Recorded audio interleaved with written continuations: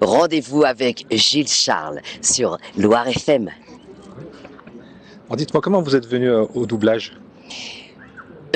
Déjà, je suis comédienne, donc je jouais, je tournais un petit peu, et une amie qui faisait du doublage, comédienne, m'a proposé de venir assister à une séance.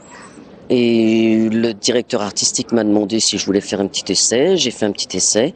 Et puis ça s'est tellement bien passé qu'il a pris mes coordonnées. Et puis voilà, de bouche à oreille, comme c'est un petit milieu, on a parlé de moi, parlé de moi, parlé de moi. Et j'ai commencé à travailler comme ça.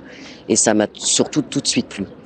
Et quand on a une voix, j'allais dire particulière, qu'on est rattaché à l'image de quelqu'un de fort, est-ce qu'on n'est pas bloqué justement par d'autres contrats, on ne peut pas faire d'autres voix, ou alors on est bloqué par cette voix-là?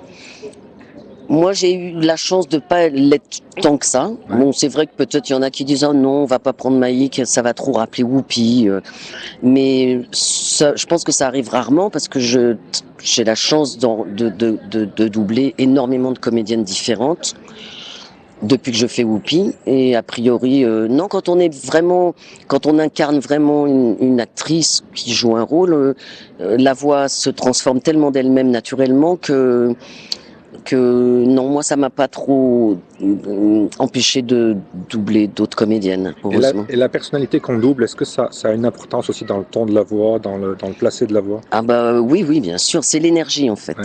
C'est une question d'énergie, de respiration, voilà, tout le monde parle pas au même rythme, tout le monde ne vit pas surtout de la même façon, donc la voix s'en ressent. Et si on arrive bien à choper l'énergie ou la douceur, moi je regarde beaucoup les yeux. Les yeux des comédiennes m'aident beaucoup en fait à l'expression, m'aident beaucoup à naturellement et spontanément, sans trafiquer, sans truquer ni rien, m'aident beaucoup à me glisser dans la peau de quelqu'un d'autre, et donc ma voix se transforme. Il faut être caméléon en fait. C'est ça, c'est caméléon. Prendre la couleur vocale et de l'énergie, de l'émotion de l'actrice qu'on double et de sa façon d'interpréter elle-même un rôle. C'est passionnant. Quand on double des gens aussi célèbres, est-ce qu'on a le rêve, ou est-ce que ça peut devenir réalité, de les rencontrer? Est-ce que vous les avez rencontrés, les gens que vous avez doublés? J'ai rencontré Whoopi et j'ai rencontré Madonna. Après, les autres actrices que j'ai doublées, j'ai pas eu d'occasion. Enfin, Whoopi et Madonna, c'est quand même pas mal. C'est pas mal, hein, surtout que si on les met côte à côte, elles sont pas tout à fait identiques. Tout à fait, ouais. Et comment ça se passe? Ils vous regardent comment? Ils vous regardent avec une certaine hauteur, ou alors entre guillemets, ils s'en foutent un peu des doublures? Bon. Je vais pas dire qu'ils s'en foutent, mais comme aux États-Unis, je l'expliquais tout à l'heure à la conférence, il n'y a pas de doublage là-bas, ça n'existe pas, donc ils se rendent pas trop compte.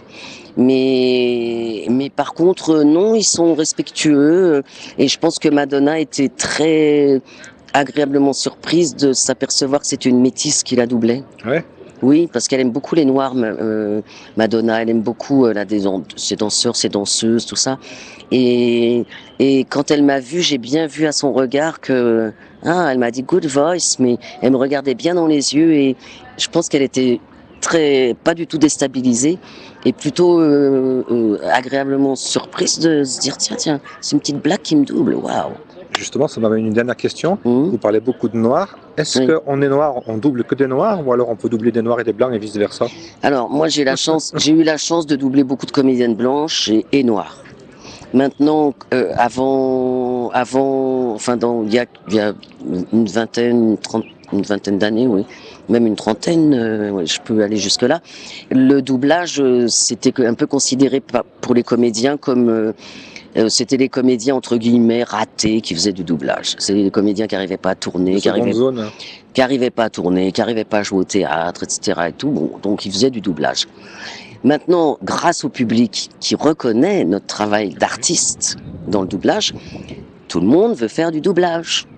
Et du coup, il y a beaucoup plus de comédiens et de comédiennes qui font du doublage, et c'est un peu normal.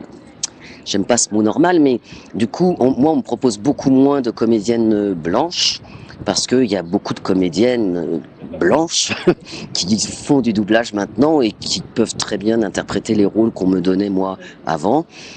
Donc voilà, donc c'est un peu plus stéréotype, enfin mais bon, j'ai pas d'accent, donc on se doute bien que je peux faire aussi bien des noirs que des blanches. Mais depuis une quinzaine d'années, on me distribue essentiellement que des comédiennes noires. Mais bon, c'est pas voilà. Une dernière question qui n'a rien à voir avec le doublage. On est à Saint-Étienne. Est-ce que dans votre profession de comédienne, il y a des projets, il y a des tournées qui vont vous amener, qui vont vous ramener dans le coin dans les mois ou dans les années qui viennent? Ben, écoutez, chers auditeurs, Mike Dara est tout à fait disponible.